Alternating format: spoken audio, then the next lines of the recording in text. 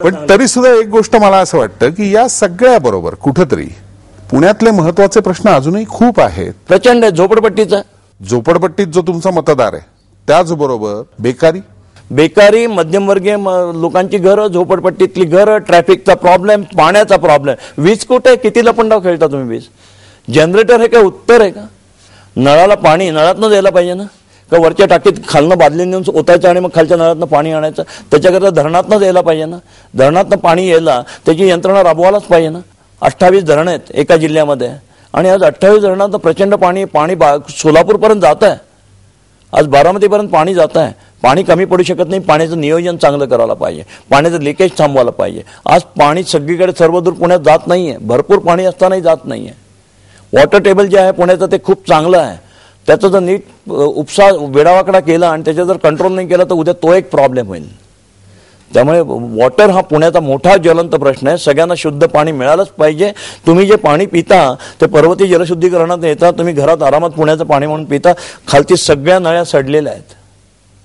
आज पाणी जे वेस्ट जातं, पाण्यावर जो टॅक्स लावतात हे सरकार, हे एक मला नवीन धोरण आणायचं आहे की पाणी किती वापरतं याच्यावर पाणीपट्टी लावायची ऐवजी ड्रेनेजमध्ये जेवढं पाणी सोडतात त्याच्यावर पाणीपट्टी लावा. न्यूझीलंडला ही सोय आहे, ऑस्ट्रेलियात ही सोय आहे. तुमच्या वापरावर आपोआप कंट्रोल येतो. वेस्ट वॉटरवर पाणीपट्टी लावली जाते कारण की जेवढी वापरता तेवढी तुम्ही सोडताय. पोटात टाकताय त्याच्यावर ते लावणार नाही, पण तुम्ही जे शॉवरला संडासला वाया घालवताय तुम्ही पाणी हे काटकसरीने वापरायलाच पाहिजे. अशा चांगल्या काही गोष्टी, चांगले लॉ आणि चांगले बिल आणायचे. जगातल्या जेवढ्या चांगल्या गोष्टी त्या इथं आणायच्या आहेत. जर तुम्हाला सगळ्या सामान्य लोकांना जर जीवन सुखी करायचं असेल तर प्रत्येक गोष्ट त्यांच्या आवाक्यातल्या किमतीनं मिळायला पाहिजे. मग ते घर असो, पाणी असो, नाहीतर तुमची वीज असो. त्याच्याकरता आपल्याला राष्ट्रीय पॉलिसी ठरवता येईल. आणि आज भारतामध्ये जी विविधता आहे, राजस्थानामध्ये प्रचंड वाळवंट आहे, तिथनं सोलरची वीज तयार होऊ शकते जिथं वाळवंट आहे तिथे. आणि हे नॅशनल लेवलला होईल, इंडिपेंडेंट लेवलला होऊ शकत नाही. कुठल्याही देशामध्ये सरकारची कामं असतात ती संरक्षण करणं देशाचं, म्हणजे मिलिटरी, अंतर्गत संरक्षण करणं पोलीस, आणि जे सामान्य माणूस किंवा उद्योगपती करू शकणार नाही असं जे नॅशनल ग्रीडचं काम आहे, विजेसारखं काम, धरणांचं काम, हे आणि मोठं इन्फ्रास्ट्रक्चर, प्रचंड मोठे रोड बांधणे अमेरिकेसारखे, हे काम सरकारने करायचे असतात.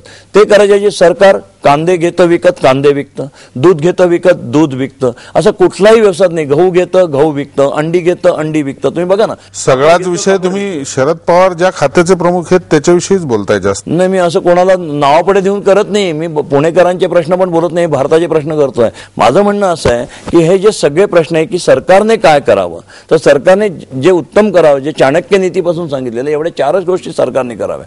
प्रत्येक गोष्टी सरकारने हात घालू नये. आणि तर प्रत्येक गोष्टी सरकारने हात घातल्यामुळे जे मूलभूत प्रश्न आहे तिथं सरकारचं दुर्लक्ष होत आहे. तर आज पार्लमेंटमध्ये झाल्यानंतर हा महत्वाचा प्रश्न आहे की यार तुम्ही 4च गोष्टी करा रे. तुम्ही कांदे, बटाटे, दूध, चपला, बूट आणि औषधं हा तुमचा प्रांत नाही, तो खाजगी क्षेत्रात सोडून द्या. ते तुम्ही त्या फंदात पडू नका.